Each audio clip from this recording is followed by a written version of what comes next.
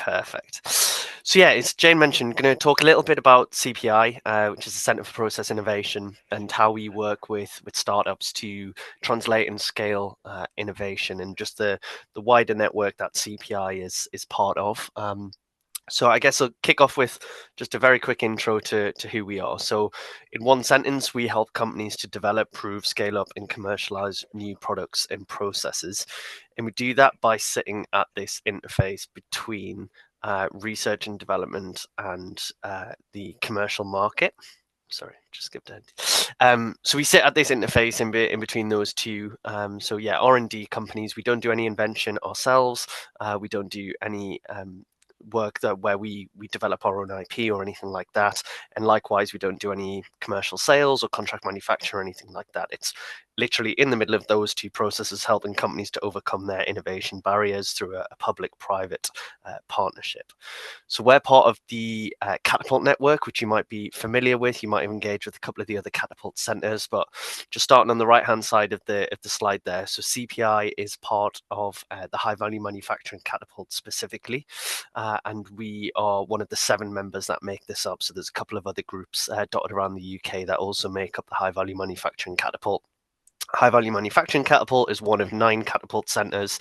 So you might have come across the Cell and Gene Therapy Catapult or Digital Catapult or any of the others. They're all essentially themed around specific areas that UK government is put as high priority, and our existence is to essentially help support companies within those stages to catapult into commercially ready companies, to make the UK a leader in those certain areas and help them to overcome those barriers. We all receive a chunk of funding from Innovate UK, which obviously flows through the government UKRI, and that's to essentially retain assets and infrastructure, talent, skills, and all of that jazz within the UK, rather than companies having to move abroad or offshoring some of their process development and so on.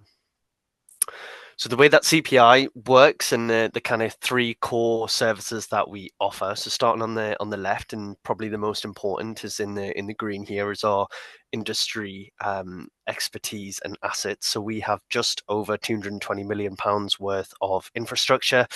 So this is things like bioreactors up to 10,000 litres. We have clean rooms for printed electronics and a whole load of other very expensive kit, and just over 700 members of staff that actually operate that equipment. So those 700 staff are largely scientists, engineers, technicians that are working on projects with companies and supporting that process development and scale up. So a lot of very heavy physical, tangible infrastructure under one roof. In the purple here, we also offer a bunch of services around techno-economic analyses, life cycle assessments, some consultancy work. We can support on regulatory as well, intellectual property, health economics, and so on. So there's a bunch of wraparound services that we can also offer. And then up here in the yellow, a nice thing to mention is we have this in-house bid development team. So they're responsible for helping companies to source non-dilutive funding. Quite often when CPI is a subcontractor or a collaborator, I'll come on to that in a second. But they're a really great resource to have in-house. They'll help companies to identify relevant grant funding calls, help them apply to them, and pull together the scope of work and everything else.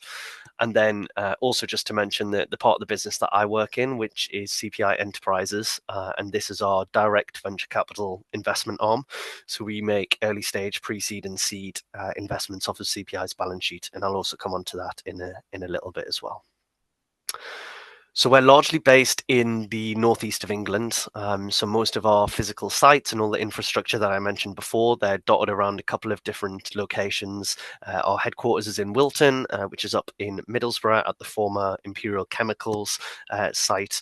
And we still have our headquarters there 20 years on, but we've expanded. So we now have facilities in Darlington, Sedgefield, Newcastle, Liverpool, and also a couple up into Scotland now. So 2 sites in Glasgow as well.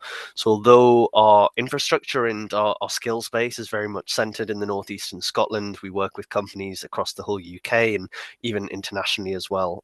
Heading for a third of our customer base are actually international clients. And we work broadly across 5 different markets. Obviously, I appreciate most of the people in the TAR network are probably more interested in health tech and pharmaceuticals, which I'll go into in a little bit detail shortly.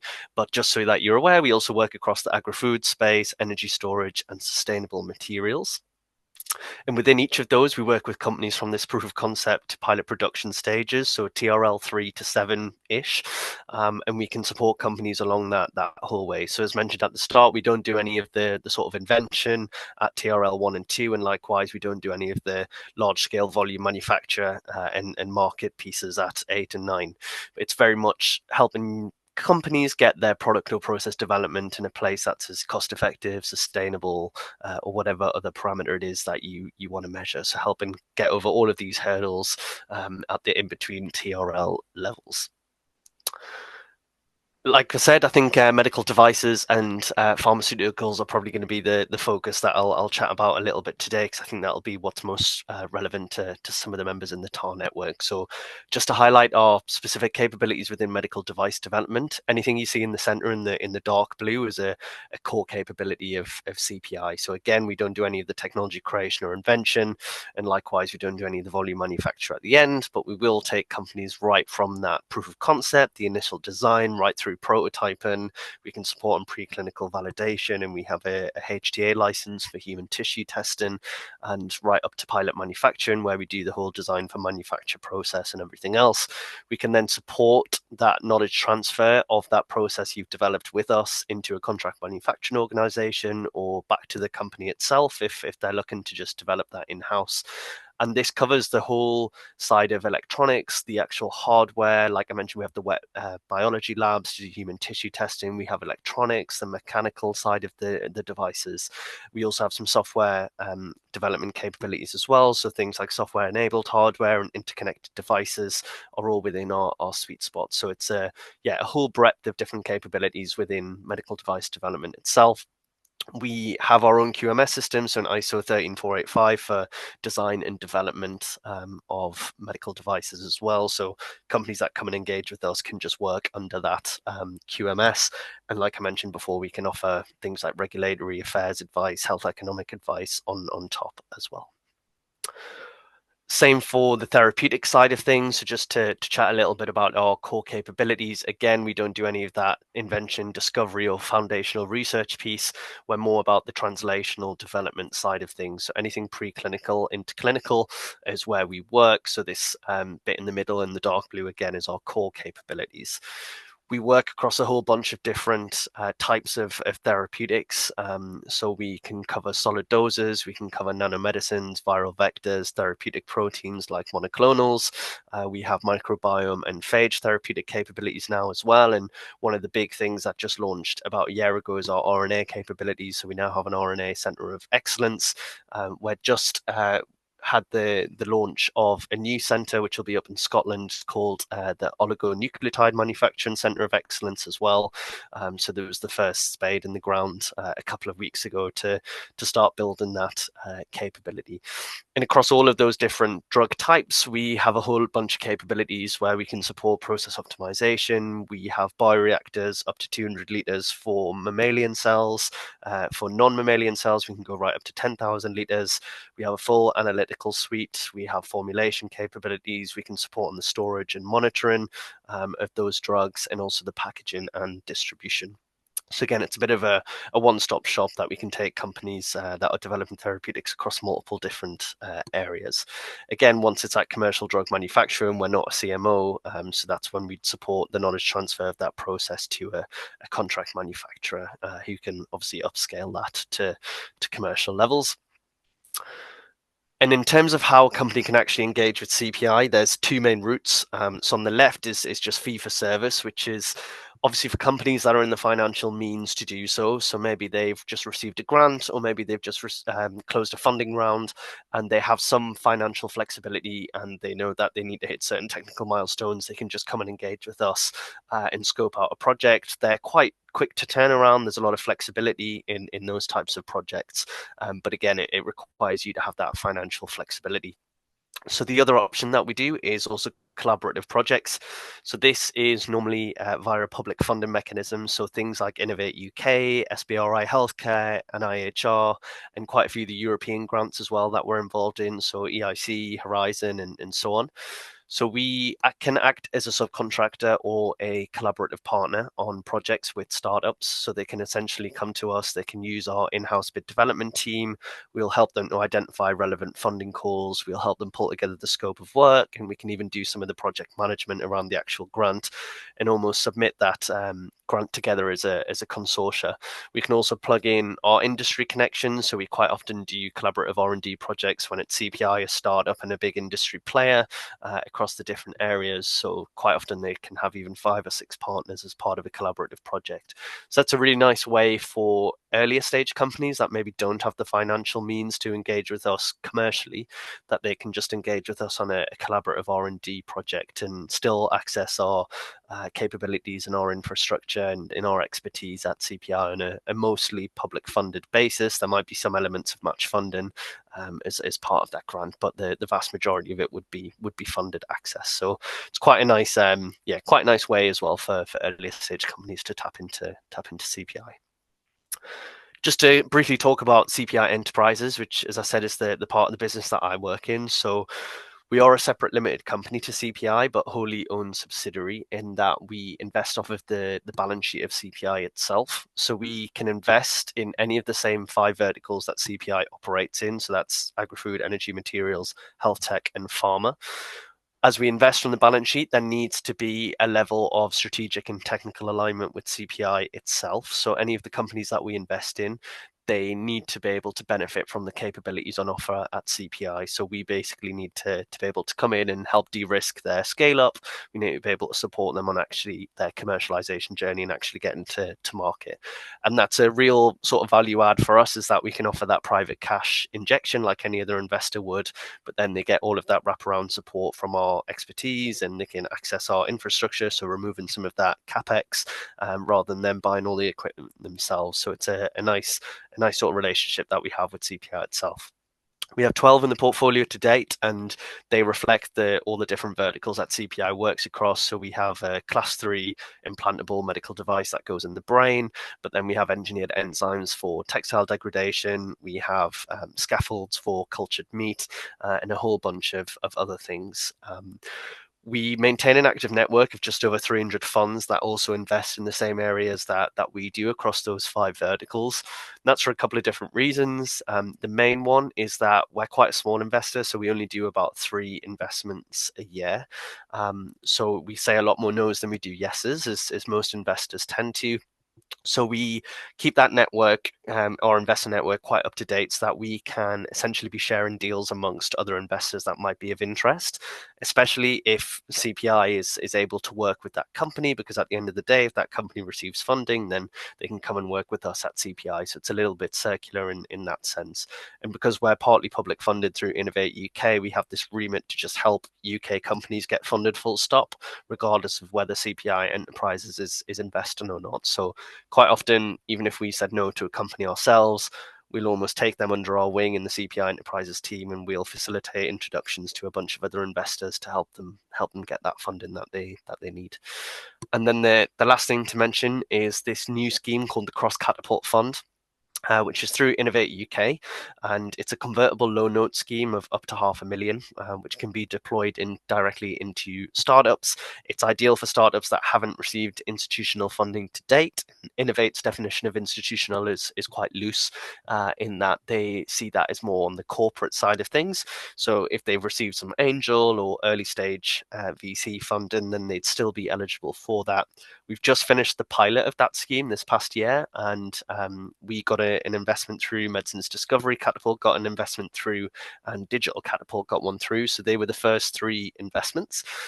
We're now going into the full phase 1 of that program in the new financial year. So hopefully from April, we're just waiting for confirmation on what that budget is going to be in terms of how many, what the total pot is going to be for how many CLNs that we'll actually be able to deploy through that.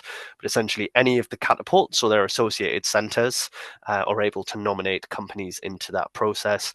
And there's an understanding, it's not contractual, but there's an understanding that the companies use some of that 500,000 with the referring catapult center to essentially hit their next milestone or the next technical development inflection point, so that they can go and raise a price round off the back of that, so a pre-seed or a seed round further down the line. So it's all about kind of plugging that valley of death that's so often talked about in medtech and therapeutics, especially. Just wanted to give a couple of case studies as well of how we've actually supported companies. So kicking off with some of the medtech side of things. So Zillico is a company that we supported a couple of years ago. They developed a device called Z-Scan that was to be used alongside a colposcopy. They had a first generation device that was pretty unstable and wasn't passing any of its testing that it needed. So we essentially got involved to develop an entire second generation product for them. So we reiterated the whole electrode and sensor assembly and basically scaled up the manufacturing to make it an easier approach to actually produce that device with the single-use and aseptic side of things as well. And quite nice that this is now, we probably need to add this as a bullet point, but this was just adopted actually last year by the NHS. So the Kent and Medway NHS Trust down south, they've actually adopted this. So this device, Z-Scan, is now being used clinically as a result of that support. So it's quite a nice case study. Another one, just to mention on the medtech front as well, we worked with a company called Quality Hospital Solutions. They were interested in developing a temperature monitor for newborn babies. Obviously, there's a lot of things that have to be considered when you're using a medical device with a brand new baby. So we came in to support that whole design of the product to ensure that it had compatible materials, that it wasn't going to cause any problems to the baby themselves. So it was the whole product design, all the software engineering, the interconnectivity and the software side of things to make sure that it was a connected, interoperable device that hooked up to the rest of the clinical inputs. So it's quite a nice case study as well. That was all funded by ERDF funding, which unfortunately has stopped, but we're hoping will come back at some point. So again, a nice case study. On the therapeutics front, as mentioned, we can work across a whole range of different therapeutic modalities. So this is just one to touch on the oral solid dose side of things. So we actually worked with a couple of companies as part of a collaborative R&D project. And you might be familiar with the medication infliximab, which is used for inflammatory bowel disease, and it's normally administered via an injectable, so an intravenous biologic solution, which doesn't work for everyone. So there was quite a large interest in, can you actually turn infliximab into a solid oral dose? So we started this project, 2.5 years, 1.5 million worth of public funding through Innovate UK to explore this. And we did exactly that. So converted an injectable biologic into oral solid dose capsules. So those with inflammatory bowel disease can take a less invasive treatment option. So again, a nice case study to highlight. Another one on the nanomedicine side of things. So again, we worked as part of a consortia through a collaborative R&D project for a year. And the company was interested in whether they could change the formulation of a very well-known ovarian cancer drug to make it slightly more targeted using nanoparticles. So we helped them develop a continuous manufacturing process. We were able to increase the encapsulation efficiency of that ovarian cancer drug to essentially lower the amount of side effects. Obviously, as I'm sure many of you in the TAR network and the cancer side of things will be aware, the side effects of some cancer therapeutics can be quite brutal. So essentially, this nanomedicine technology was able to go into the clinic and demonstrate that there was a less side effects as a result of having to use less actual drug because the delivery was so highly targeted. And we support that whole manufacturing process, the purification, and actually characterizing that the drug was encapsulated within the nanoparticle. We can also support viral vectors, so things like gene therapies. It's obviously quite a popular area at the minute and increasing in demand. They're still fairly tricky to make, and there's obviously a lot of costs in that. So we support a lot on the process development side of things of that, both upstream and downstream. So just wanted to touch upon one of the downstream examples with Cobra and Cytiva that we did, and this was to essentially produce viral vectors that were that had high yield and were also easy to process. So this again was a collaborative R&D project for $500,000 funded through Innovate UK, and now Cytiva and Cobra are able to utilize those viral vectors in their therapeutic development going forward. So we'll wrap up there with just some final thoughts that CPI is a range of capabilities across agri-food, energy, materials, health tech, and pharma. We're well positioned to support translation from bench at TRL3 to pilot scale at TRL7. Companies can work with us on either a fee-for-service basis or on a grant-funded basis as well. CPI Enterprises exists to invest at pre-seed and seed in companies directly from the balance sheet, and all TAR network associated companies should come and work with us at CPI. I'll share these slides afterwards as well, and I think Sonia mentioned she was recording this as well, but there's my email address if you want to get in touch and find out any more. Would love to hear from you.